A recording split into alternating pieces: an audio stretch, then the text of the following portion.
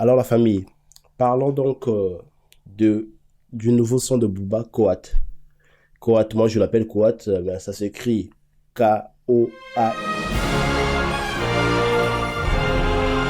Donc c'est le nouveau son de Booba qui vient de sortir. Le son actuellement, moi je l'ai écouté, c'est un bon son. J'ai grave kiffé moi. J'ai kiffé, c'est le Duc n'a pas changé, hein. Le Duc, quand il fait quelque chose, il y a toujours de l'écho. Donc dans le son en quelque sorte, il a résumé un peu toutes les actualités juste dans le son. Il a d'ailleurs dédicacé Mobutu Sese Seko, l'ex-président du Zaïre. Et dans le même son, il a parlé également de l'affaire des influx voleurs dans le son. Il a évoqué même que des personnes qui escroquent les gens, mais ils ont des comptes certifiés, c'est ce qu'il a évoqué, tout ça. Mais la bonne surprise pour le Duc, à la sortie de ce son, directement, il est rentré donc dans le top 10 streaming en France. Il est passé directement à la deuxième place.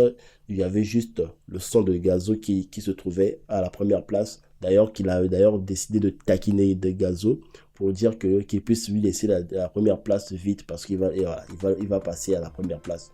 Et évidemment, il avait raison. Après quelques heures, il est passé à la première place donc dans le top streaming en France. Et il se trouve actuellement aussi dans le top tendance YouTube, donc numéro 1 en top tendance Coat. Voilà, le Duc qu'on pensait aller à la retraite, il n'est pas encore fini. Il continue toujours à nous régaler. Et le son en question, je ne sais pas de la manière que vous avez apprécié le son. Moi, personnellement, quand j'ai écouté le son en question, j'ai grave kiffé. J'ai grave kiffé. C'était un bon son. Alors, la famille, parlons aussi donc de Maes. Maes, en plein concert, qui fait croire à ses fans qu'il devait faire rentrer Nino à son concert. Donc, il a fait croire à ses fans, il a demandé à ses fans donc d'applaudir Nino qui va rentrer et ses fans ont cru également que Nino devait rentrer. Mais au final, c'était...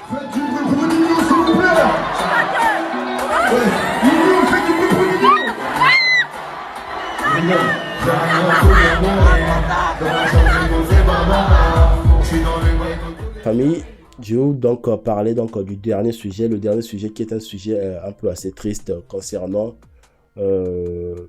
Michael Benjamin, donc qui est un artiste d'origine haïtienne qui est décédé sur scène,